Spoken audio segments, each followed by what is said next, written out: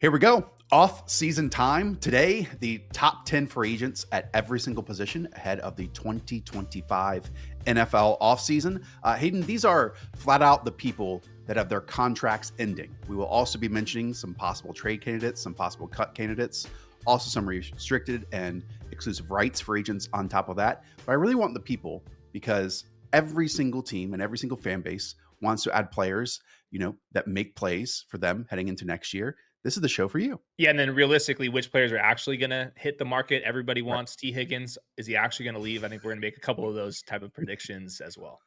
We are. We're going to go position by position here and actually kick things off with the wide receiver spot. The first five names: T. Higgins, Chris Godwin, Marquise Hollywood Brown, Keenan Allen, and Amari Cooper in our combined top 10 free agent wide receivers. Let's go to number one, since you highlighted his name, N.T. Higgins. There were portions of the last few off seasons where I felt like T. Higgins' time was going to end after the 2024 season because there was a period of time when his representation hadn't talked to the Bengals for about 9 months. Now, based on the words that Joe Burrow and Jamar Chase used, Hayden, I think it would be shocking if he doesn't return to the Bengals in 2025. I would say the same exact thing, and I think the franchise tag is the backup plan for the Bengals because that comes in at around $26 million, but that's less money than what Jalen Waddle, DJ Moore, Brandon Ayuk signed for on a multi-year basis. So I think that's firmly in play. I think the Bengals would rather get an extension done with T. Higgins. They all have the same agent. They all had monster numbers this year. So I think the most likely scenario is that he's back with the Bengals. I'm not sure if it's going to be on the franchise tag or an extension, but if he ends up on the Patriots or somebody else, I will be pretty surprised at this point, and rightfully so. Like, he should be a Cincinnati Bengal. That's what's the most fun and makes the team the best. So you mentioned the franchise tag and that number. By the way, I would feel like 31 other organizations would want to keep, this trio together because it really is the foundation for their entire franchise at this point. But if he does get a long-term contract, our friends over at Over the Cap project that for 4 years, $28 million per year with $67.5 million guaranteed. That would kind of slot him in between Bren Ayuk and Jalen Waddle. Waddle's making 28.25, Brent Ayuk at $30 million. And there's, five or six names ahead of that, including Tyreek Hill, Amon-Ra St. Brown, A.J. Brown, CeeDee Lamb, Justin Jefferson. Do you think that is fair? Yeah, CeeDee Lamb got $67 million guaranteed. Calvin Ridley last year as the top free agent, 4 years, $92 million with $50 million guaranteed. I always look at the guaranteed money. That's the big giveaway here and how they can get out of these contracts. So I think it would be fair if T. Higgins did get substantially more than what Calvin Ridley did last offseason. And I think that he's totally earned it. Especially last year was like his best game or best season, like on a per game basis. And players of this caliber at this position rarely make it to free agency. Yep. We have seen top talents get traded for first round picks, but rarely do they make it to flat out free agency. Again, it would be a shock if this does happen. Now, I will say, if he does make it to free agency, he will be expected to be another team's wide receiver one. Do you Mhm. think he has that level of talent? Yeah, I don't think that he's a number one on a Super Bowl winning team, but he's definitely number one on, I would say, half the teams out there. He's probably in that like wide receiver 15-ish conversation. But yeah, he's like the throwback X receiver. And I think that he can probably even do more than that if he was by himself and Jamar Chase wasn't stealing all the manufacturer touches. Okay, I actually want to skip down to number three and Marquise Brown because I actually feel like these next 2 weeks might somewhat define what Hollywood gets on the open market. We know we took a 1 year prove it deal with the Kansas City Chiefs that ended very quickly Yeah. with basically the first catch he had in preseason getting injured and then missing the vast majority of the season.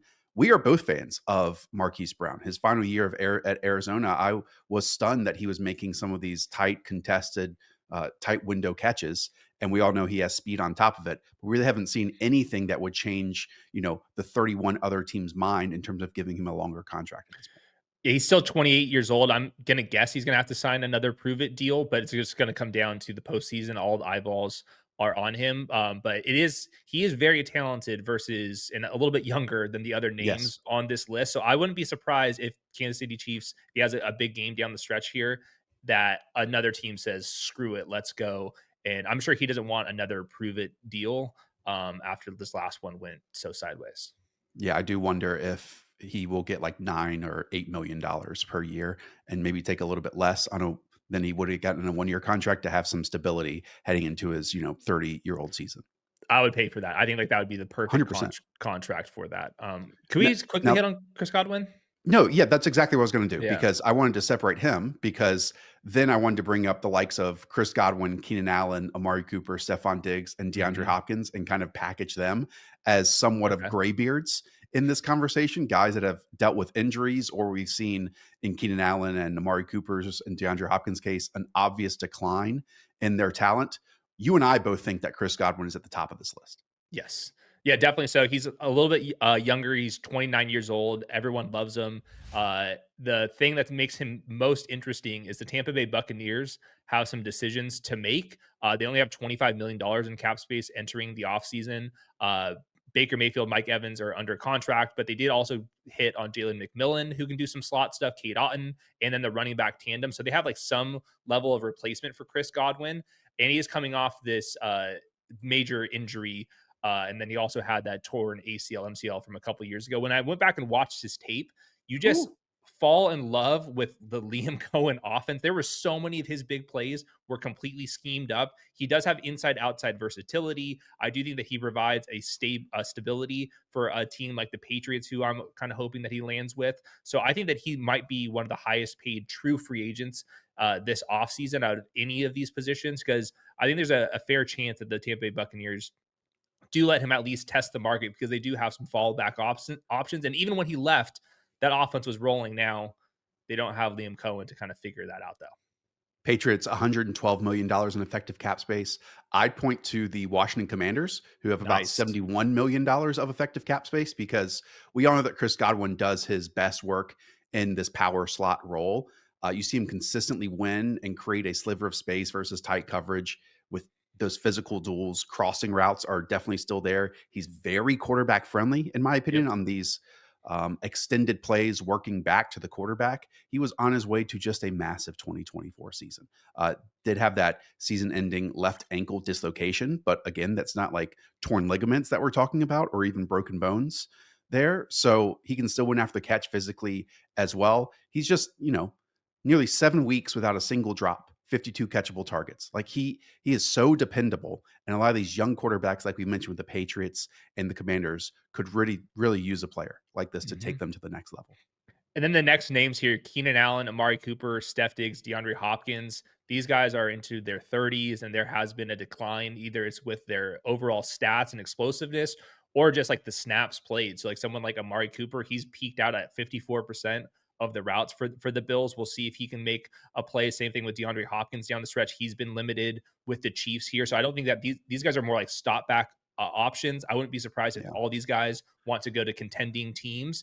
And then with Steph Diggs, he was the best out of the bunch, but he's also coming off a torn ACL. And based off of the time he did that in his age, he would be very questionable for the first couple of games of the season. And obviously, the Texans want him back because they lost Tank Dell as well. So we'll see. None of these guys would really move the needle, even though these are big names. And then Keenan Allen was also considering retirement. Maybe one of these guys goes that route as well. Yeah, I would think that every single one of the old names that we just talked about will take a 1 year contract. Uh, as you mentioned, Stephon Diggs, ACL tear midseason. It was a lot of underneath breaking routes early on in the season. Maybe he was at his best inside the 10-yard line, inside the red Mhm. zone. And that's where a lot of his best production was coming with the Houston Texans so far. I will add, I thought the midseason trade for Amari Cooper by the Buffalo Bills was going to take them over the edge positively. He was magnificent in 2023 with Joe Flacco and that Cleveland Browns team. I thought he would be this Bills team ISO winner, and maybe he will be in the AFC Championship and the Super Bowl. And I'm just talking a bit too early. But since he's joined the Bills, he's flat out been their wide receiver 4, and he Yep. looks 2 or 3 steps slower, not just one. Mhm. Yeah, I saw the same thing when I went back and reviewed his tape. Same thing with DeAndre Hopkins, Keenan Allen. These guys are just not moving quite as fast. The last one I had on these guys, Keenan Allen, in a podcast after the season ended, he said that he wants to play in Chicago, Los Angeles, or he's gonna retire. Now, it's easier to say that on a podcast, and all of a sudden a team from another a city offers you a lot of money, and then he decides not to go that path. But we'll see if Ben Johnson loves the Keenan Allen stuff. I'm gonna guess he doesn't. Okay, a few more names here. Elijah Moore is as old as a lot of rookies now that come from college that Yeah. enter the NFL. He's going to turn 25 in March. He's gone through a couple different variations of his game with the Jets and with Cleveland. Mostly with Cleveland, he's been like a slot underneath manufactured type wide Hmm. receiver. But we also remember when Amari Cooper missed a couple games with Joe Flacco, he turned into their perimeter downfield threat.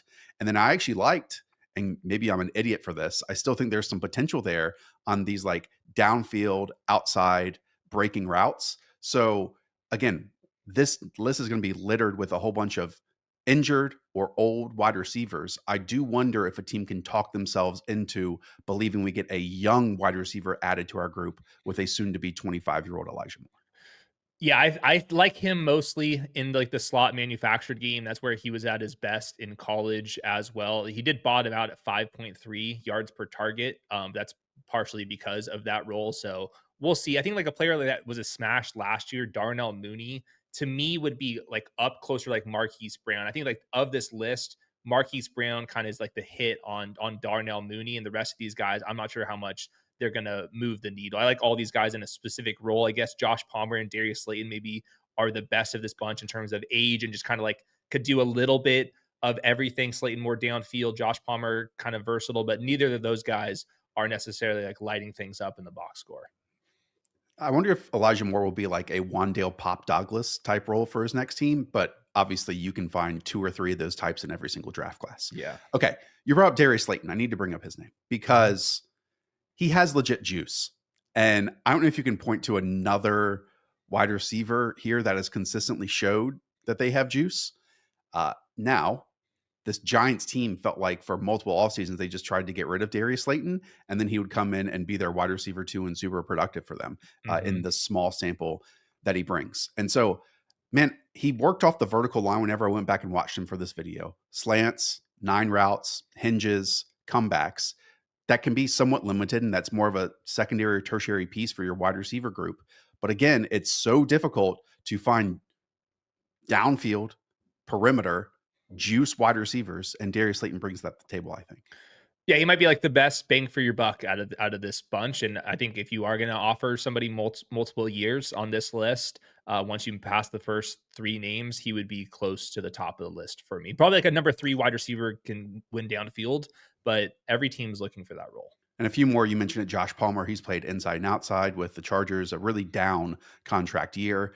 I'll throw in Nick Westbrook-Akine, who I also went back and watched his tape for this video. He had 9 touchdowns and 32 catches. Again, I don't know how it happened. He's like not overly nimble. He had some drops on top of it, Yeah. double moves, and attached to a trebuchet armed quarterback. And that seemed to be the formula for him to create all these downfield plays. I'll throw in Olamide Zaccheaus, Brandon Cooks, Tutu Atwell, De'Ami Brown, talking about vertical juice, and Noah Brown as well, are other Mhm. free agents out there in this group. The cut candidates and trade candidates, there's going to be some names that kind of pop in here that are better than this. Like Devontae Adams, I think that he has a good chance of being released. Christian Kirk's a maybe. Debo Samuel, I'm going to put closer to doubtful after listening to John Lynch. Tyler Lockett's another old guy. I think he's going to be out of there. Alan Lazard, not the spiciest names from that list. I think Devontae Adams would be the clear top there. And then trade candidates, Garrett Wilson, DK Metcalf, Michael Pittman. Those are like Ooh. bigger names. I'm not, that would kind of require a lot there. I think the most likely big name in the trade market is Cooper Kupp based off of his contract and just like how the season kind of ended, where Puka was getting all of the manufactured touches. I still think that Cooper Kupp provides something to an offense, even if the Rams have found a better option for them. But I do think that Cooper Kupp could get moved this offseason, and I would put him a class above the Keenan, DeAndre Hopkins kind of tier that we just mentioned. So I think the big name that might come across is going to be Devontae Adams. And I also didn't say Deontay Johnson's name. That's because Deontay Johnson has tanked his free agency Yeah. value after the trade to the Ravens and then getting cut and going to the Texans. And he has barely played a single snap since then. So I think it's up in the air if he even gets signed next year based on things behind the scenes of, missing practices, missing rehab, not going to team meetings, all this type of stuff. And no team wants to sign you if that's the case. No. You've worked all week. You're exhausted. And then just when you want to relax, your wife, your partner comes to you and says, honey, what are we doing this weekend? We never do anything. What I do in that moment is fire up the SeatGeek app and look at all of the concerts, festivals, sporting events in my area, and pick one and make plans. Look, you can go to a basketball game, you can go to the Kendrick Lamar concert, you can go see Hamilton, heck, even WWE Raw. There is everything that you need in one app, and it grades the best tickets from 10 to 1 in terms of value for you. And speaking of value, we have one for you. Use code Fantasy10 to get 10% off any tickets. Whether you're a first time or long time customer of SeatGeek, it gets you 10% off. Yes, even if you've used the app numerous times, have never used this code, use code Fantasy10 to get 10% off. So go out there, embrace culture, embrace the arts, and fill that schedule with what your wife really wants to do. Go and check out SeatGeek. Okay, let's go to quarterbacks. Interesting group here. Number 1, Sam Darnold. Number 2, Justin Fields. Number 3, Russell Wilson. Let's cut it off there because those 3 names are the most likely to start games next year. It is so clear that Sam Darnold is at the top of this list. What do you think is going to happen there? So I think they're going to be debating the franchise tag, which comes in around $40 million, or a smaller Baker Mayfield plus short-term contract extension for them. I think it really comes down to how confident the Vikings are in JJ McCarthy and then how much Sam Darnold's going to be worth. I do think the franchise tag is still on the table despite the 2 horrific games, just because the first 16 games were so special. You don't win 14 games by accident. I know that he has a great surrounding cast around him. There will be teams, if the Vikings let him test free agency, that would love to send this guy 3 years, $100 million. I feel very confident in that just because the incoming draft class isn't that special. These names aren't getting anybody fired up. So it really just comes down to, will the Vikings allow Sam Darnold to test the free agency market, or is he going to sign the $40 million franchise tag? I think the only people that really know that are the people that are listening and watching JJ McCarthy in the building. To me, I'm going to guess franchise tag still, but we'll see what happens there. So right now, the Vikings have the 5th most effective cap space. And all that means is having to sign 51 players under contract along with your rookie class that is incoming. And then that is what is left over on top of that. That is at $55 million. So a $41 million franchise tag would certainly eat into that, especially we're going to talk about a few names that the Vikings are going to be missing in a few other of these positions. Over the cap projects Sam Darnold for 41.25 average per year, $70 million guaranteed. That $41.25 million, Hayden, would put him on a per year basis just behind Josh Allen and just ahead of Matthew Stafford. But again, that's less than like Kirk Cousins got, obviously less than Deshaun Watson. And we can go through a bunch of names on there. Again, someone is going to pay him that this offseason. I just think the Vikings do have areas they need to improve. And so it is just a massive decision. It's a crossroad moment for them, really. Do we improve the interior offensive line? Do we improve the interior defensive line? Do we, just build a better roster and trust the quarterback pick that we made and win in that window? Or does it go back to the 35 touchdowns versus 12 interceptions that this quarterback got us to? Yeah, to me, we just proved that we can go win a Super Bowl if we hit the right buttons at the right time, and that I would go back for one more year of Sam Darnold. But it's going to be fascinating. He's going to be he would make the most money of anybody that we talk to about this on this podcast if he does hit true free agency. We'll know about this well before free agency kicks off. Okay, the next 2 were on the same team. I doubt we'll be on the same team next year, but we will see. Justin Fields, Russell Wilson. I think one of these names is going to come back to the Steelers. Do you agree?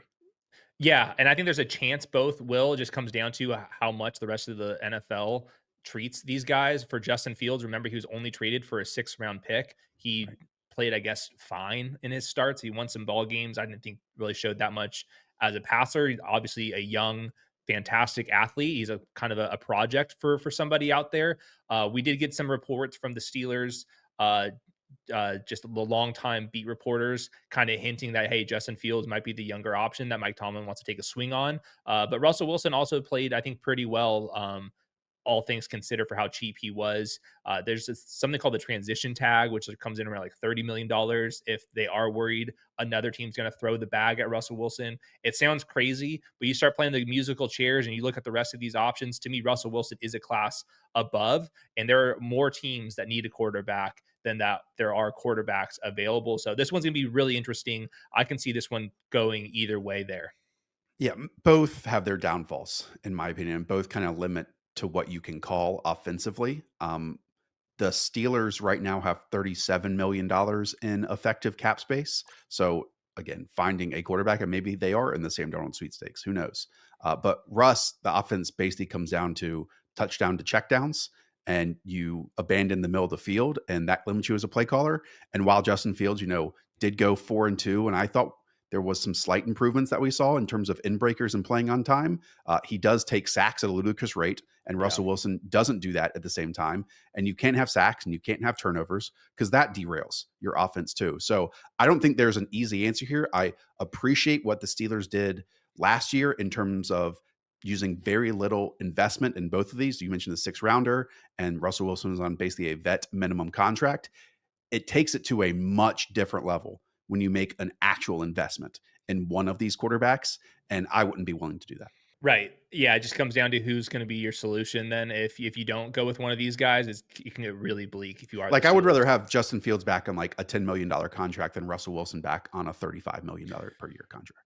Yeah, I'm gonna guess that's kind of where these two get paid. I think that the NFL is gonna like Russell Wilson a lot more than Justin Fields, even though us on the internet have more hype with Justin Fields. Just the fact that he got traded for a 6th-rounder and he wasn't expensive was kind of the sign that like the NFL has seen enough from Fields. But we'll see. I'd like to see him get a chance with a versus a rookie.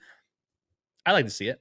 Totally. I mean, I could say the same thing about Russell Wilson, where he was given a big, massive contract, and they took a huge loss on it just to get him out the door. Um, Now, we did get Pete Carroll hired as the Las Vegas Raiders head coach, and there's some Oh. history there. Uh, I don't know if there were some maybe jabs thrown once Russ landed in Denver to that Seattle Seahawks organization, but they certainly need a quarterback. So that would be an interesting partnership. Okay, just to run through the names left on this list: Daniel Jones, Marcus Mariota, Jameis Winston, Mac Jones, Jacoby Brissett, Zach Wilson, Mason Rudolph. My only prediction is if Sam Darnold does leave the Minnesota Vikings, then they do re-sign Daniel Jones as kind of that vet backup that they were able to bring in towards the end of the regular season as well. Yeah, in my notes for Daniel Jones, I said his goal is to Sam Darnold this thing. So whether that's going to be with the 49ers or the Vikings or another like Sean McVay, something like that, I can totally see that. He's going to need a backup season before somebody takes him serious. I do think if you do play the musical chairs game, though, I think one of these guys is going to end up starting week 1. I don't know who it's going to Wow. be. But it could be like Mac Jones, who's 27 years old. Maybe he's Jameis Winston. We'll see. But you start like running the numbers, and you've got to count to 32, Yep. and there's not 32 guys out there. I'm telling you, one of these guys is going to make some starts, and we're not going to love it. I could just throw out some teams that might be making quarterback changes. We mentioned the Raiders. There is obviously the Steelers, as we mentioned, the Browns, the Saints, the Tennessee Titans, the Giants. We can keep going on and on down this list. There just aren't 32 starting quarterbacks across the league. Are there any cut or trade candidates as well that we might add to this list? Definitely so. Aaron Rodgers, he's going to decide if he's going to be retired or if he's going to get released. I don't think he's going to be back with the Jets there. I think the Jets are going to take on a lot of the Aaron Rodgers money this year to kind of reset. Kirk Cousins is a cut candidate. They're going to try to trade him. I'm not sure if they're going to find any biters with that, but I think that Kirk Cousins is probably going to end up with a starting job this year. Gardner Minshew is going to be released, but I think that he's a backup. People like to float out Geno Smith as a trade candidate. I don't think that the Seahawks are going to have a better answer than Geno Smith. And then Derek Carr is somebody that's kind of on my radar here, depending on who they bring in as the head coach. But he has a tradable contract if the Saints do want to move on and like fully reset their books. This team always wants to keep like living on the last couple of seasons, but I do think that there's some connections like with Callahan and Derek Carr if the Titans don't like the quarterback class. So those are just like the trade candidates I'm keeping an eye out for. Yeah, the three teams that you mentioned, the Seahawks are $31 million over, the Browns $38 million over, the New Orleans Saints are $57 million over the cap. Kirk Cousins to the Browns on a Russell Wilson-esque deal in terms of Yeah. veteran minimum after already getting paid by Atlanta and still getting paid by Atlanta just makes the most sense to me. Some team is going to try to, Sam Darnold, Baker Mayfield, and Zach Wilson, this thing, just good luck Oh to you. no, Good luck no. to you. That's a bridge too far. Other name, he's not a free agent. Tyrod Taylor is the current Jets backup under contract. He could be like one of these secret guys that's all of a sudden getting starts for the Jets. So yeah. The running back class heading into the 2024 season was magnificent. Remember, we had Saquon Barkley, Derrick Henry, Josh Jacobs, Aaron Jones was added to that. Joe Hmm. Mixon was traded. We can keep going on and on down that list. I think this might be one of the worst free agent running back classes that I have seen in a very long time.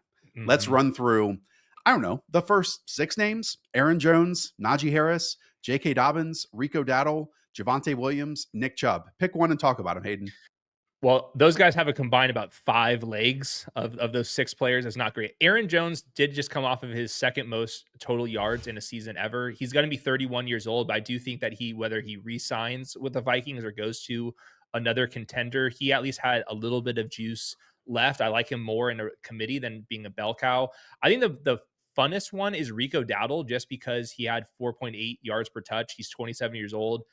Career high 52% rushing success rate. He only did it mostly on one season. I'm just curious if the team's going to kind of take him out, because like J.K. Dobbins, Cam Akers, Javante Williams, these guys have been dealing with injuries. Nick Chubb, uh, where I think that like the best case scenario of all these guys might be Rico Dowdle, where he's actually playing 2 years from now.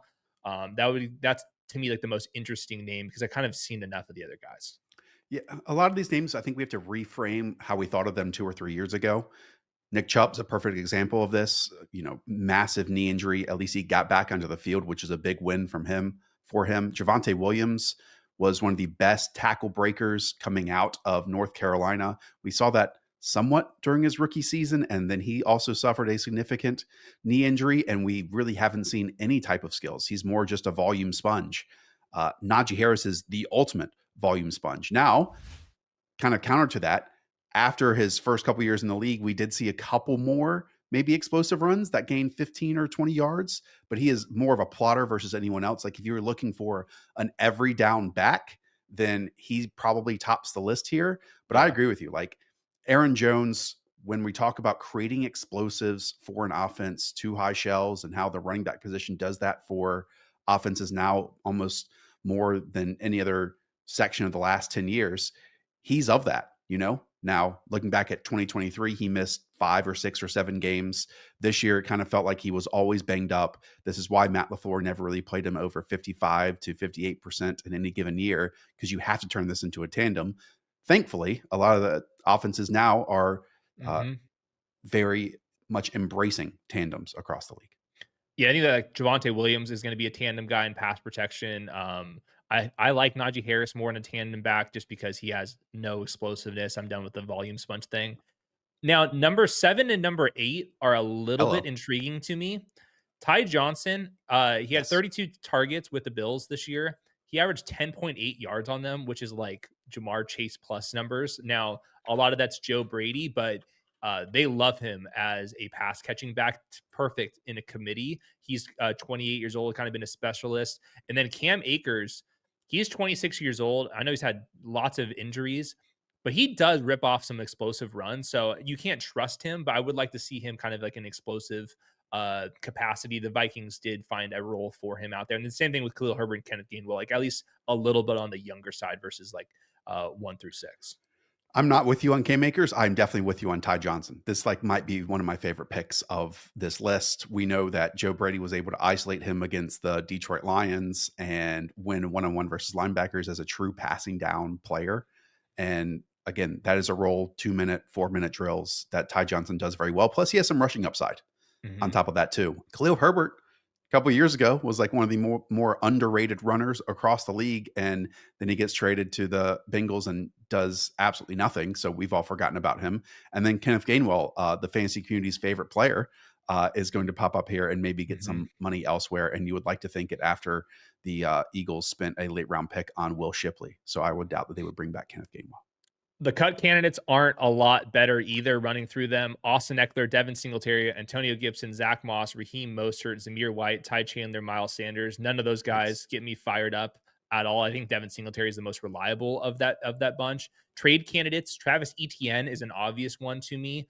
Maybe Liam Cohen likes Travis Etienne in a maybe more of a specialist role. We'll see about that one. And then the sneaky one I mentioned before is Brees Hall, just because it's a new staff clearing cap space. If they're floating Garrett Wilson in contract or for trade offers for contractual reasons, I do think that Brees Hall could be in the mix there just because they added two young backs out there. But it's not a spot to be adding a veteran this year. Luckily, apparently the draft is loaded with running backs. So I Right. can see these guys kind of sit on the free agency market for longer than last year, where they like the first contract was like DeAndre Swift. That can happen because again, a lot of these guys were in similar draft classes. When you look at, J.K. Dobbins, Javonte Williams, Najee Harris within 1 or 2 years of each other, K makers as well, then all go and suffer significant injuries or kind of slow down. And that's why, the group looks worse. And then the draft comes in and supplements that. When we get to defensive tackles, that's going to be a very similar thing where the group of defensive tackles in this draft class looks fantastic. On other free agent lists, you're going to see like Jordan Mason mentioned, Jalen Warren mentioned. Those guys are restricted free agents. I would rather just not include them because restricted free agents are like the best deal in football. And those Yep. guys aren't going to go anywhere because they basically can't get paid until the team wants to pay them. And so they play on basically nothing. And so good luck to you in the future, Jordan Mason, Jalen Warren, of getting that bag.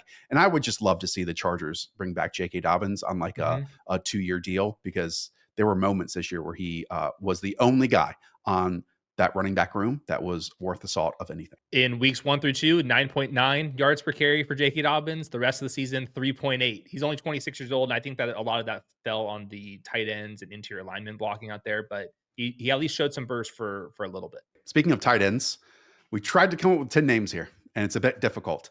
I want to start off with these first 3 names, okay? Juwan Johnson, Mike Gesicki, and Zach Ertz.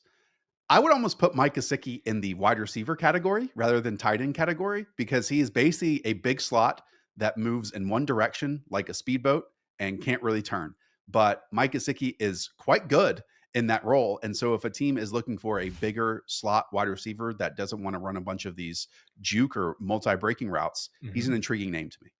Yeah, career best 63% success rate for Mike Gesicki. That happens when you are attached to Joe Burrow. 30 years old, receiving only tight end. Those are my notes there. We see it very similar. And then Juwan Johnson's like not that dissimilar, more of Right. a receiver than a blocker. He's 29 years old, coming off career high 32 yards per game, 56% success rate. So like those are like the most stable, like young-ish type of tight ends. And then Zach Ertz was the most productive in terms of volume. He was somehow the tight end 10 in fantasy per game this year. He's 33 years old, so we'll see what he wants to do moving forward. I would guess a 1 year, maybe $4 million contract back with the Washington Commanders as they continue to bridge Ben Sinnott coming Mhm. into that lineup. Okay, the rest of the way, any one of these teams is going to like pick their favorite and maybe surprise with a bit of a contract here. Tyler Conklin, Tommy Tremble, Kylan Granson, Austin Hooper, and then really we get deep down in Hunter Long. I believe Kevin O'Connell once called Johnny Munt the best tight end 3 in the NFL, and then Mo Alley Cox as well. Yeah, these guys aren't going to be moving the needle. I think I'm most intrigued with Tommy Tremble because he's Hell the yeah. 25-year-old in this mix. He had some hype as a prospect. He is somebody that, at least in college, was able to really block. Third rounder, only had 20 yards per game, was dealing with some of the worst environments throughout his rookie contract, but he has some pedigree. He's a decent athlete. He's 25 years old, like we said, with Jawan Johnson, Gesicki, and Ertz. Those guys are 29, 30, 33 years old. Conklin's 30 years old. So there's like one young guy with some draft capital behind him, and that's Tommy Tremble. Loves to hurdle, loves to stiff arm. He's had multiple concussions, and so that might bring down his like long-term value here. But I'm a huge fan of Tommy Tremble. I would love to see the Panthers bring him back as more of an inline tight end presence and have Jatavian Sanders as more of their move tight end 2 Mhm. type player. But it wouldn't shock me at all if Tommy Tremble kind of blossoms if he can stay healthy wherever he goes. We see that every once in a while at this position. Luckily, there are some other cut and trade candidates that are going to make this list look a little bit better. Let's go with the cut candidates. Dallas Goddard contractually is on that list. Now, he's so good that I'm not sure if the Eagles are actually going to do that. They typically find a way. Evan Ingram is a real cut candidate. Yes, Noah Fant is a real cut candidate over there. And then trade candidates, Kyle Pitts is going to be the big one. I'm not sure what his market's actually going to be. There's not much time remaining on his rookie contract. I'm guessing it's going to be a day 3 pick from what we've seen out of Kyle Pitts. And then Mark Andrews, He was somebody that was on my list because they have Isaiah Likely, and then obviously he did himself no favors in that playoff loss. Those would be like all those guys would spring up to the number one or number two on this list.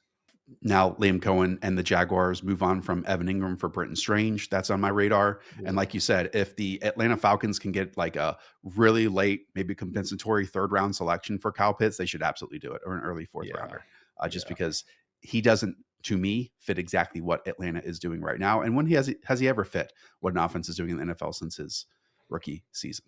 Okay, should we do some offensive linemen? Let's get in the trenches. Let's All get right, in it. here we go. Offensive tackles. Let's do the top three here. Ronnie Stanley from the Baltimore Ravens, Dan Moore from the Pittsburgh Steelers, and Alaric Jackson from the Los Angeles Rams. Ronnie Stanley's such a great story here. Yep. He went from being in a rotation in 2023 off of a significant injury to being a near lockdown left tackle in 2024. And those guys rarely hit free agency. Yep, 31 years old, former first rounder, the most pedigree on this list. Played 850 snaps for the first time since 2019. He has blocked for a mobile quarterback, so there's going to be some teams that really appreciate what he does. So assuming that he has a clean bill of health for this offseason, there's no like kind of setbacks once they kind of start moving around his leg. I do think that he's going to fetch some decent money there. When I was kind of doing my research, the name that like stuck out to me that was like such a surprise was Dan Moore.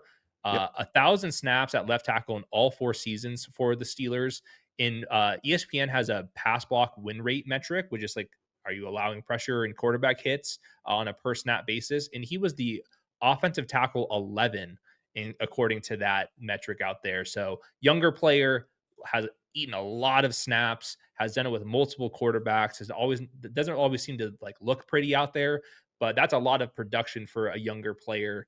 So he kind of stuck out to me. Yeah, I think he'll be either 25 or 26 in September, just ahead of the season. As you said, to me, drafting Troy Faltanu basically puts the Steelers out of the Dan Moore sweepstakes. He'll probably move over to left tackle, and they'll keep the troubled Broderick Jones maybe at right tackle unless he gets replaced. I think the New England Patriots have to go out and get Dan Moore. I mean, this is a team that has so much cap space, once again, at $112 million. They should be targeting two of these offensive linemen that we talk about. Stick him at left tackle. If you want to keep Mike O either at right guard or at right tackle, that's totally fine. And fix one of these guard and center spots with another free agent as well. Yeah, they have a ton of money to spend. So I think they're going to get one wide receiver, one or two offensive linemen, then attack it in the draft. Other name very similar to Dan Moore, Alaric Jackson. Like you don't like hear that name very often. The Rams left tackle. He's 26 years old. It was obvious to me how much the Rams appreciate him when he sat with the other starters in Week 18 for the Rams. It was like all the stars, and then Alaric Jackson was also in the mix there. Nimble, he can move out in space as well. So I think he might be a little bit more scheme dependent, but he's young and has been out there. And then the rest of these guys are either like have been changing teams, are really old, or coming off of severe injuries. So I think like the first three are kind of like the top of the class, and then we're kind of rolling the dice for the next group. Yeah, I'm not sure if on their roster right now the Rams have a replacement for Jackson, because Joe Noteboom really hasn't worked out, and he's probably a cut candidate here this offseason as well. We know that they brought back Kevin Dotson. They spent a whole bunch of money on Jonah Jackson, and they really couldn't get like the 5 offensive linemen to totally be steady all season long. Yeah, as you mentioned, like Morgan Moses has started for a number of teams at a really high level at right tackle. Tyron Smith, we know he started for the Jets this year at left tackle. They already drafted his replacement, and there were plenty of occasions where it looked like his body just kind of gave up on him. Jedrick Wills is fascinating to me because he was drafted even ahead of Tristan Wirfs, I believe. Was the starter at left tackle after only playing right tackle, believe for Tua, if I'm not mistaken, at Alabama. He's dealt with a whole bunch of injuries as well, but I do wonder if some of these teams, as they do, stick with their pre-draft grades and maybe give him a shot at a possible either swing tackle or starting tackle spot, like we saw with like Andre Dillard a couple years ago with the Tennessee Titans.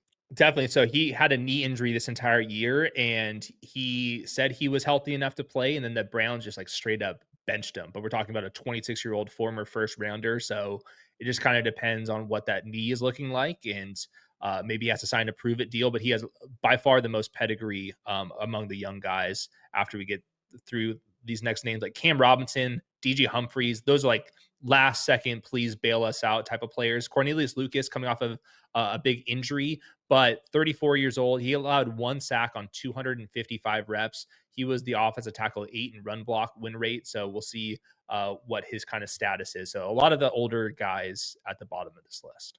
Okay, let's move on to offensive guards, where we've actually seen teams invest more and more and more in over the last few seasons, and that's definitely going to be the case with the number one name in Trey Smith. He's a very young free agent, going to be 26 years old. He only fell to the draft due to medicals. I believe he had blood clots in Mhm. his lungs. Was a 6th-round pick for the Kansas City Chiefs, and basically started right away. Again, if the Patriots don't land Dan Moore, they should go out there and probably sign Trey Smith as the number one offensive lineman available. Yeah, to me, Trey Smith's like all the ball knowers are just like, I want Trey Smith. And they would be right. Guard center guard combo for the Chiefs has been electric. I would say he's the most underrated player on the Chiefs throughout their kind of Super Bowl three-peat run here. He's going to make a ton of money. We'll see if the Chiefs can kind of navigate this contract to keep him to stay. He's been very integral to what they're doing, but I'm not sure what over the cap is projecting him. I can see this starting to get into like the near triple digits or 60 plus million, somewhere in that range. Yeah, so I'm looking at an average per year. They have him projected for exactly what Chris Lindstrom is making at right guard, which set the market, And then Mhm. Robert Hunt got $20 million last year, and we know what Robert Hunt did for the Carolina Panthers. And then after that, that would be like Sam Cosmi at 18.5, Zach Martin at around 18.5, Quinn Easy. Miners, who's one of the best in the league, at $18 million. So Trey Smith is about to get the Brinks truck back to his house. Yeah, for sure. And to me, like a young guard is as stable and like Yeah. needle moving as they get. So I think every team's going to be lining up for him. Okay, a few more names, and maybe we'll do just the top two here because we can package the other ones together. And Tevin Jenkins and Mekhi Becton both had incredibly rough careers early Hmm. on in the NFL. Tevin Jenkins was a left tackle, moved to right tackle, then found a home at guard, but just hasn't been able to like stay truly healthy for a long period of time.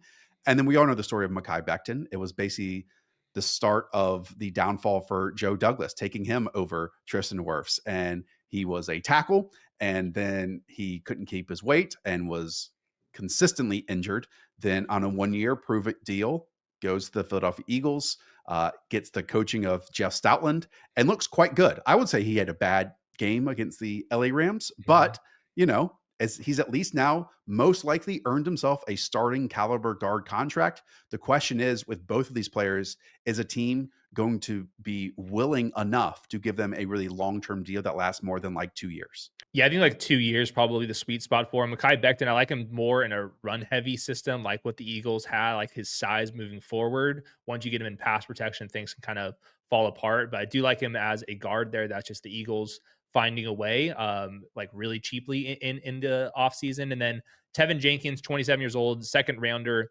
I think that he might make a surprising amount of money this free agency just because he has looked way better on the interior versus the outside. And I thought like of all the Bears offensive line problems, I thought he was like had the least to do with it on the interior. To me, it was the center spot, which was a weakness, and he's also a free agent. But Tevin Jenkins at least has a little bit of pedigree and can move. You would like to think that Mekhi Becton understands that his best spot is at guard and no longer at tackle, but I know that was a huge dilemma that he had and differences with the Jets coaching staff. Okay, now we can package the next two names together, and Kevin Zeitler and Brandon Sheriff, because they've been old stalwarts that have played for a very, very long time and are consistently on the field, but they're anywhere from 32 to about 35 years of age. Yeah, with Kevin Zeitler, we'll see if he wants to retire, keep playing. Brandon Sheriff's 33 years old, former first rounder, has been kind of in Jacksonville on a humongous contract. Not necessarily that he like lived up to that, but those are like the stalwart options. And then Patrick McCarry would be like the complete opposite from those guys. Yeah, Makari has played. He was the one that was almost rotating with Ronnie Stanley, as we talked about before. He's played tackle, he's played guard. Uh, and then to me, the dark horse of this entire offensive line free agent group is Brady Christensen, who literally this season started a game at center and started a game at left tackle. He started other games at guard and even right tackle on top of Mhm. that. And so, coaches and teams always say we're going to get our best 5 offensive linemen out there. It wouldn't shock me at all if Brady Christensen surprises people with the contract he's going to command this offseason. Yeah, that's such a good point. Yeah, 4 emergency starts at center. He's played all 5 positions throughout his years, and then same thing with Macari, 685 career snaps at left tackle, left guard, center, and right tackle. So, like, those Yeah. guys are gonna get a starting job somewhere. And James Daniels, who's at number 10, was on this list a couple years ago when I believe he went from the Bears to the Pittsburgh Steelers. He's played center, left guard, and right guard in his career. He's only 27 years of age right now, but he did tear his Achilles back in week 4, was a solid starter prior to that. I mean, he's really young for how much experience he has. And then, Aaron Banks and Will Freeze are other names. I mean, how teams really invest in the guard spots because it really does, you know, create the fabric of the pocket is really important, I think, for a lot of the young quarterbacks out there. And I think that can take us over to the center position Mhm. on top of that, where it's names like Drew Dahlman, Ryan Kelly, Austin Corbett at the top. Seeing Ryan Kelly up at the top might be, or at number 2, might leave a shock to some people. I was shocked to see what his age is, and he's certainly missed a number of starts over the last 2 years, as has Austin Corbett. So with Ryan Kelly, 32 years old, still effective out there, but the Colts also drafted a center, Bortolini, and he played well On the enough for list. them. So I think that they're going to let Ryan Kelly walk. Drew Dahlman, 26-year-old. I'm not sure how many people have heard that name. He's going to get a monster contract here. Super athlete. Super athlete, and just like out in space. You can just do a lot with him in the ground game. I would be surprised if the Falcons let him test the market. He, to me, would be like a no-brainer, especially when you have a uh, basically a rookie quarterback coming in for this next season. Keeping Drew Dahlman in town would be probably the easiest solution. So Ryan Kelly, Corbett, Brandon Sheldon, Bozeman, Myers, these are the guys that are like could start. I'm not sure necessarily if they're moving the needle or healthy enough, that group. Yeah, I could see Corbett back with Carolina or another team on like a 1-year prove it deal. He was a guard that shifted on inside to center, was playing at a really high level before he got injured. And then like we moved down to me, the Bradley Bosemans, the Coleman Sheltons, the Liam Eichenbergs, who they're on this list somehow in a top 8 list, but their team wants to improve off of them. Like Coleman Correct. Shelton was one of the worst centers in the league this Yep. year. And so don't take him being in a top 6 list. No offense, Coleman, that a team should go out and get him because they were one of the issues why a lot of these offensive lines tanked. Yeah, same thing with Josh Myers, 3-year Yeah. starter for the Packers, second rounder. But if you follow the people that tweet about Packers on game days, he's the target. Put him under the microscope. Just some names along the interior offensive line that are also free agents. Zach Martin. Now, he's definitely on the twilight end of his career, but I wonder if a team can get 1 year out of him. Brim Brederson popped up here as a Tampa Bay Bucks, I believe, Yep. starter this year and played at a pretty high level. Evan Brown. We know Dalton Reisner was basically the reason why the Minnesota Vikings traded Ezra Cleveland to the Jacksonville Jaguars.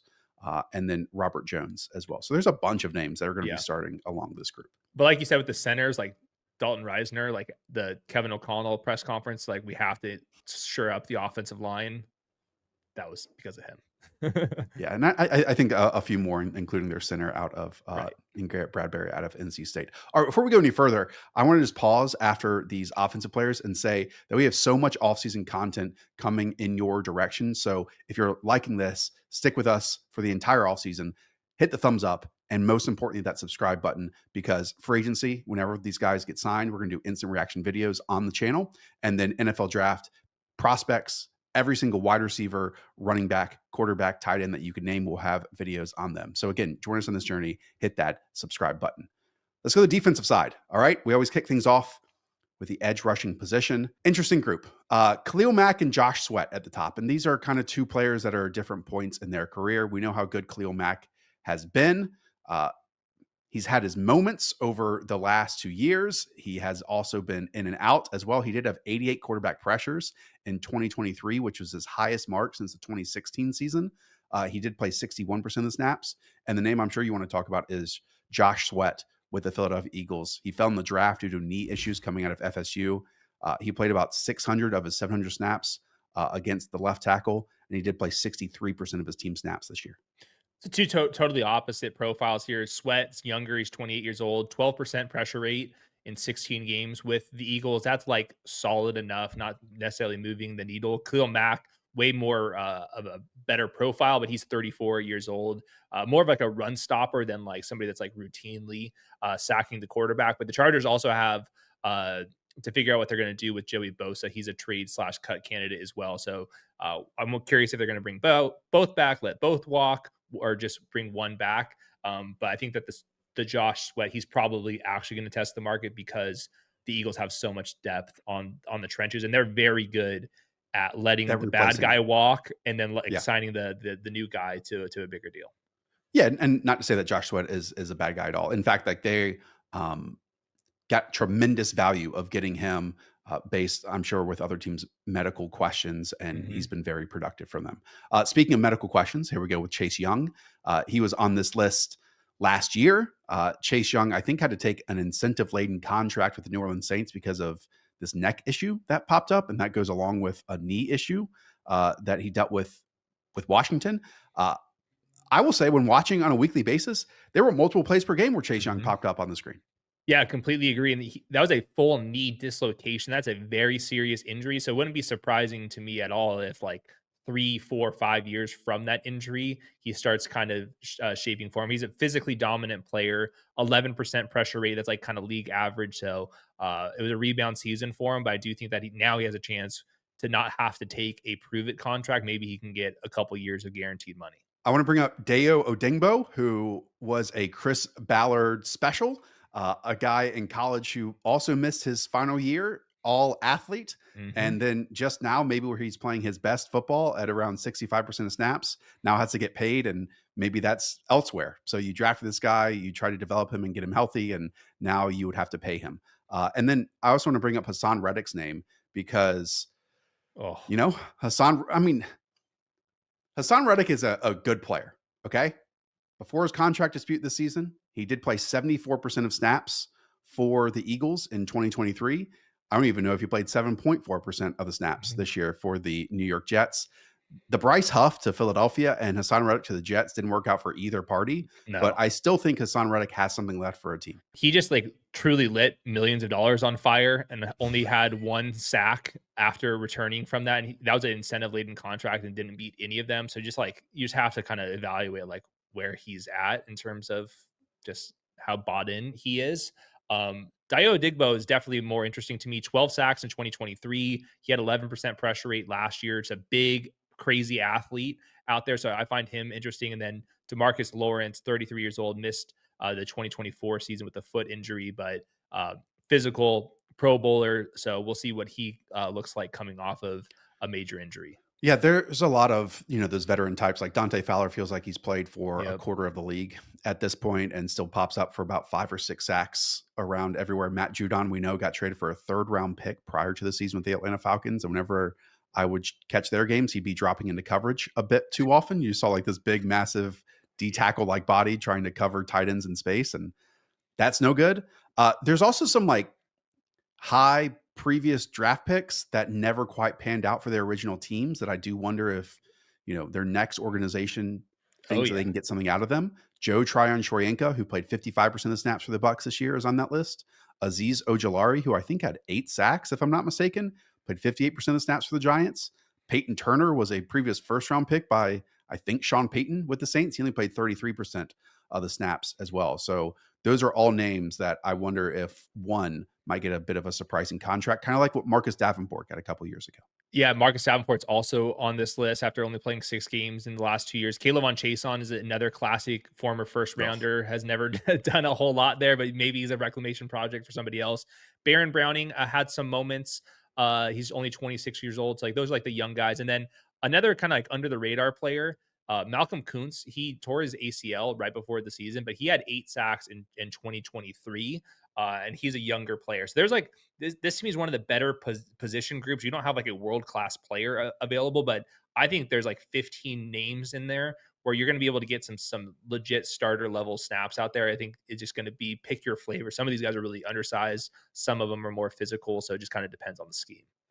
Yeah, Kuntz was probably going to keep Tyree Wilson as like a rotational player at the defensive end spot opposite Max Crosby. Similar names you mentioned: Browning, Charles Omenihu, and Yep. Anthony Nelson as well. Hmm. Dietrich Wise feels like he's been in the league for 10 plus years as a member of the Patriots. big body, long, physical, those types of things. Trade candidate, like the top would be like the dream scenario would be Trey Hendrickson if the Bengals Yeah. want, if they can't Because we did afford get him. Brian Burns traded from this group last year. For sure. So he'd be like the big name. Bryce Huff, Joey Bosa, I think are trade candidates. Cut candidates, it's a classic. So these guys are always cut candidates. Preston Smith, Jadeveon Clowney, Von Miller, like stop me if you've heard this before. Those guys can eat some snaps as long as they're healthy. They're not as big as their names are. Interior defensive line, a good group. And it starts off with Milton Williams and Osa Odigizua at the top. One of the first videos we ever posted on this channel was me proclaiming my love for Milton Williams. And man, he's made me look super smart, Hayden. Now, as the Eagles do, he only played around 48% of the team snaps this year. You keep him fresh, you keep him healthy, and you allow him to wreak havoc on the interior because he's just more athletic than a bunch of guards and centers across the league. Yeah, he's a supreme athlete. Pass rush win rate. He was the defensive tackle number 5 this season. It helps that he's not playing all those snaps, but he's a pass rusher, interior disruption type of player, only 26 years old, 13% pressure rate, which if you guys remember all the stats I was listening with the edge rushers, that's higher than a lot of the edge rushers on the market. So Milton Williams, he has a chance to make a lot of money this offseason. Yeah, I mean, the Eagles have done this before, either paying for it or someone leaving, like Malik Jackson, who I compared Milton Williams to coming out of Louisiana Tech, was like that. And then Javon Hargrave, for example. Yep. Mm-hmm. Now, Osa Odigizua is another one of these young guys. He's 26 right now, played 78% of snaps next to Mozzie Smith, who's bad, but Micah Parsons on the outside. And Osa Odigizua had a really nice season as well in terms of creating quarterback hits, disruptions, and sacks on top of it. 11% pressure rate, and then he was the tight end, or the defensive tackle 12 in pass rush win rate. So one step below Milton Williams in terms of the pressure rate stats. 27 years old, he's going to get a humongous contract as well. Javon Hargrave was one of the highest paid players in free agency a couple of years ago, going from the Eagles to the San Francisco 49ers. It never quite worked out with him. I mean, he barely played the season due to injury. So I wonder what it's going to be like with his contract heading into this year. Levi Onwuzurike, we know his running mate, Ali McNeil, got a massive contract. So that almost certainly means that Levi is going to another team. And then we have some run stuffers in DJ Jones and Jaron Reed. We've seen certain defenses fall apart when Jaron Reed leaves their organization and they just cannot stop the run and give up like 4.8 yards per carry. Hargrave and Kinlaw are like the classic 3 techniques that have just a little bit of pass rush juice. And then DJ Jones, BJ Hill, Jaron Reed, Benito Jones, Fadu Kasi, those guys like the defensive tackles, more like nose tackles out there. So those guys don't get paid as much, but those guys do move the needle in terms of like just stopping the run. And those guys make some serious money as well. And Tershawn Wharton, I went back and watched some of his pressures this morning. He had 6 sacks. A lot of them were kind of on cleanup duty. But man, I mean, being part of the Chiefs, if they make it through the playoffs too, and those numbers attached to him rushing from a whole bunch of different alignments stands out. That is for sure. Onwuzurike, there was one play, producer Weaves, I need you to find this. Maybe it was against the Chargers or the Rams. Oh, I wish. He basically dives 5-star frog splashes on top of a dude after shoving him to the ground. It was sweet. I'll find that one for you. And then Poona Ford. I'm always going to have a soft spot for someone like Poona Ford, who's like 5'11" and 300 plus pounds, or let's say 280. And just guys who break the mold and keep going around from team to team and still have productive seasons. Those get after my heart. One quick shout out, Calais Campbell, 38 years old, went to new team once again, and he was the defensive tackle 9 in pass rush win rate as a 37-year-old. I mean, like, talk about just a true legend of all legends. What happened to the narrative in the final 3 or 4 weeks of the season that when the Dolphins were going to be eliminated from the playoffs, that Calais Campbell was going to sign on with a contender? That never happened. Yeah. Maybe you just want to go straight to Cancun. Yeah, we'll see if he wants to play football, but if he decides to hang him up, totally understandable. He's proven his. All right, 3 more. Let's go to the off-ball linebackers. The diamond in the rough of last year's group, Zach Bond, number 1 for me and you. Zach Bond, really interesting career from Wisconsin. Went to the New Orleans Saints as kind of like an edge rushing hybrid player. And then Howie Roseman drafts him and he works as like the 3 or 4 linebacker to open the season off ball, and then just looks better than everyone else. And Basically is a first team all pro player Yeah. in his only year of doing that. And so you would expect him to command a massive contract this offseason. Yeah, and then he was making some plays out in space as well, so he's gonna make some serious money. I think he's like clearly the best of this bunch, and then you kind of get into some players with some flaws. But yeah, first team All Pro speaks for himself. Over the cap projects him for $13.3 million on average. That would put him as the sixth highest paid linebacker in the league, just behind Patrick Queen of last all season, but ahead of JOK and Aziz Al Shair and Zaire Franklin and Foye Oluokun, who got a pretty hefty contract a couple years ago. So again, 1 year of doing this and being the sixth highest paid player at your position is pretty sweet. Yeah, I'm surprised. Like Edmonds made a lot more money than that, right? Yeah, From Tremaine Edmonds made $18 million per year. So the top three are like in a tier by themselves. And Edmonds, Fred Warner's at 19, and then Roquan's at 20 per year. yeah, I guess that makes sense. I figured that Bond would get closer to Edmonds, but we'll see. We will see. Nick Bolton is on here. Some people have a love-hate relationship with Yes. Nick Bolton. He started for a Steve Spagnuolo defense for a very long time. They have lost people like Willie Gay. They've lost some other linebackers across the years, and Nick Bolton has, just been a mainstay there. I do wonder if they bring him back or they try to maybe get a bit more juice in that second level. Yeah, he's big as a house out there. Like some of these linebackers we'll talk to are really thin coverage guys, and then Nick Bolton's the exact opposite, just ginormous football player, more like a throwback middle linebacker than some of these coverage guys. So it's just always comes down to, I know we label these as off ball linebackers, but there's two or three of them out on the field, and they do different things. Ernest Jones kind of What the hell? overlaps with the likes of Tyrell Dodson and Jerome Baker, because if I'm not mistaken, Tyrell Dodson and Jerome Baker both were starting linebackers for the Seattle Seahawks this year, and then they just cut them at different times Yep. in order for Ernest Jones, who opened the season with the LA Rams, then gets traded to the Tennessee Titans, and then the Titans trade him back to Seattle in that own division. And Ernest Jones finally was a major reason why that a Mike McDonald defense could click. Yeah, 25 years old, but's been traded twice. That's always like it's on my radar. Now he's super productive, 114 tackles in three straight seasons. You just don't see like those type of players traded very often. So very curious to see where he lands up. Tyrell Dotson, 107 tackles. Jerome Baker, that's 6 straight seasons where he's had almost 6 tackles per game. He's 28 years old. So yeah, that's kind of like a little triangle from those three.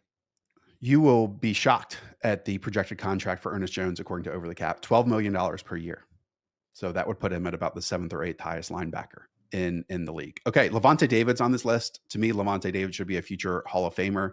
It was so incorrectly during their Super Bowl campaigns that people said that Devin White was better than Levante David. No, sir. And they had so many questions at that second linebacker spot across the league, and still in his early 30s, in the same draft class as Luke Kuechly, Levante David still is kicking it out there. Yeah, he had 6 sacks. You can blitz him, zone coverage, super smart, has seen everything. Just kind of depends on how much longer he wants to keep doing this. Like same thing with like Bobby Wagner, super productive out there once again. Right. You just wonder if they want to retire or not. I don't know if there's any more names we need to discuss. Like veterans, you mentioned Bobby Wagner and Eric Kendricks are on this list as well. Robert Spillane. Any others you want to bring up? Well, Spillane made 158 tackles, so that one kind of stood out to me. Sometimes that's not a great thing for your defense. No, yeah, it might say something about your defensive tackles and whatnot over there. But iffy in coverage will absolutely lay the wood on you. Jermaine Sherwood, 109 tackles. His first year as a starter was like not supposed to be the starter for the Jets, but goes out there and has a massive season. So that's just kind of like a one-hit wonder. You begin to wonder how much money that guy's going to get, but he can potentially be a little bit of a surprise. A couple more names. Landon Roberts is one of the big thumping linebackers in the league. So with teams that really struggle to stop the run, they might be looking at a name like him. Kaiser White was brought by Jonathan Gannon from Philadelphia to Arizona to basically like translate the scheme for everyone. And that happens whenever these coaches go elsewhere.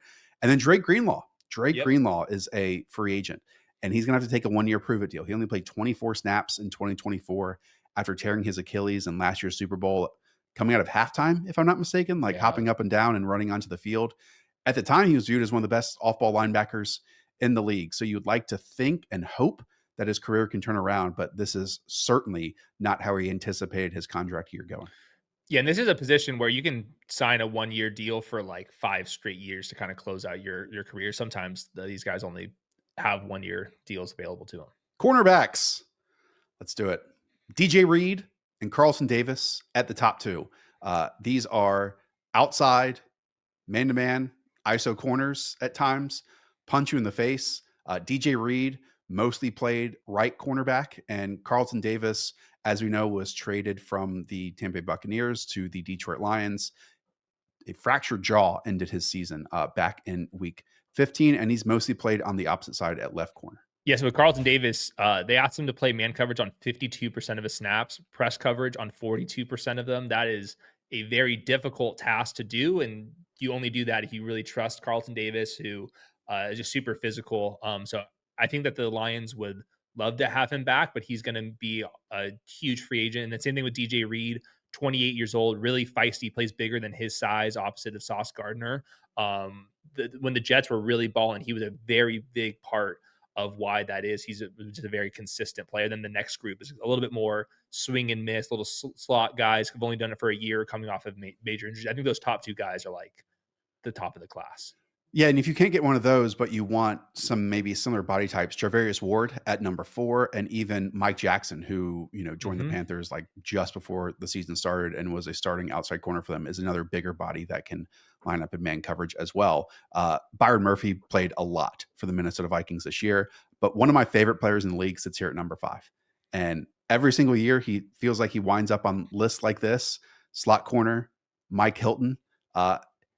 As much as a slot corner can kind of dictate the character of a defense, Mike Yep. Hilton does that. He will drive forward and fit the run at a really high level. Some of his nickel blitzes are fantastic, and he's just, super aggressive tempo setter, in my opinion.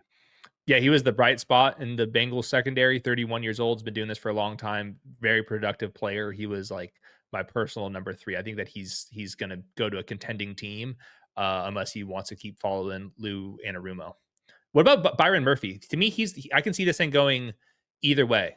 27 years old, versatile inside outside ability. Brian Flores loved him out in space. He had 6 interceptions this season just based off of the craziness of the Vikings defense. But his earlier career was kind of going a little bit wonky, and then all of a sudden turned it around this year, definitely in the prime of his career. And the Flores defense is just they ask so much on these defensive backs based on the rotations and their blitz schemes and stuff. So I do think that he would be a pretty interesting name, kind of in between the top end guys and some of these older guys. So he signed a 2-year, $17.5 million contract with the Vikings back in 2023. Right now, over the cap projects him at $17.3 million per year. So that shows you the difference that can happen in a couple years. That $17.3 million would put him in that gap between Jalen Johnson and Demonador Lenore, and then just ahead of what some of these now free agents are going to make or were making in Carlton Davis and Charvarius Ward and Jamel Dean and Darius Slay. So it's an interesting gap. It's compared to guys like Snead, Johnson, Lenore, who just got contracts. And so he would be maybe just after that. And going back to the Sam Darnold conversation, he's like one of these names where the Vikings are like, okay, do we borrow money from the future to re-sign Byron Murphy? Do we let Sam Darnold walk, or do we let Byron Murphy get a huge contract this offseason from them and turn to JJ McCarthy? So like he's like one of the names that's part of the calculus for the Minnesota Vikings. Yeah, and there's always some veterans on this list: Stephon Gilmore, Jonathan Jones, Paulson Adebo as well. So Rasul Douglas has played like for 5 or 6 teams at this point, and maybe he'll make it a 6th or a 7th after this offseason too, part of Sean McDermott's secondary. All right, let's close things out with the safety group. Javon Holland, Justin Reed, Cam Bynum. I mean, I'd argue that the safety class is maybe the most loaded free agency position this offseason. Yeah, it's weird to say they're not going to make the most money because it's a devalued position, but there are plenty of starters and they can do different things. We have some like classic free safeties way 30 yards back from the line of scrimmage, and then we have like Talanoa Funga, who just wants to get up on your grill. So a little bit of everything here. I thought there was like 12 names that you can like project to be like a legit starter from them. I think that the top two are the top of the class, and then it kind of goes into pick your poison. But Justin Reed and Javon Holland are just monsters out there. Just to put this all into context, Over the Cap projects Holland, who was a, I think, previous second round pick, if I'm not mistaken, at $19.5 million. Justin Reed at $15.5 million per year. Cam Bynum at 14.25. Hufanga at 12.5. So Trevon Morig at $15 million per year as well. So this list is going to go pretty deep and maybe in some ways not reset the market, but really Mhm. create like a gap of where the value is right now is going to be set. Just to list what safety contracts are at this moment.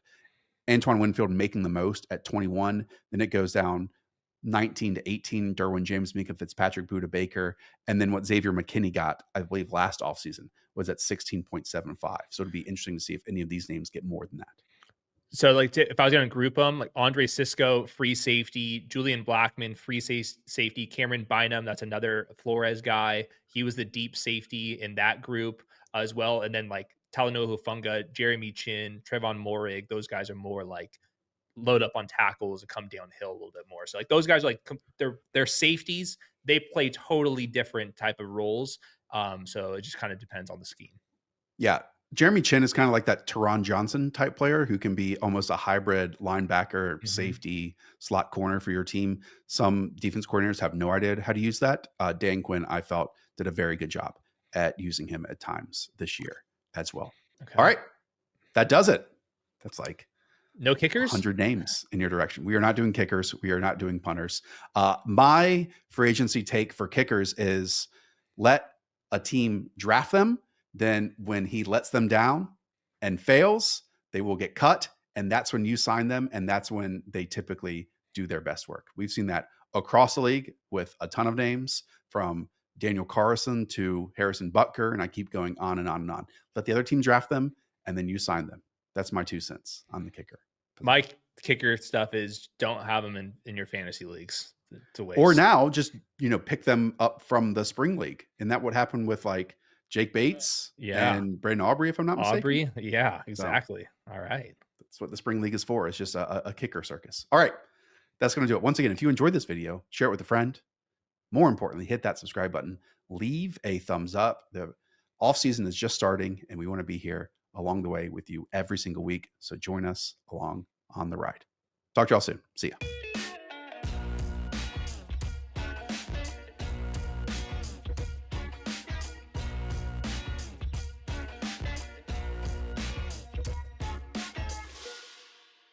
Onzu, 3, 2, 1.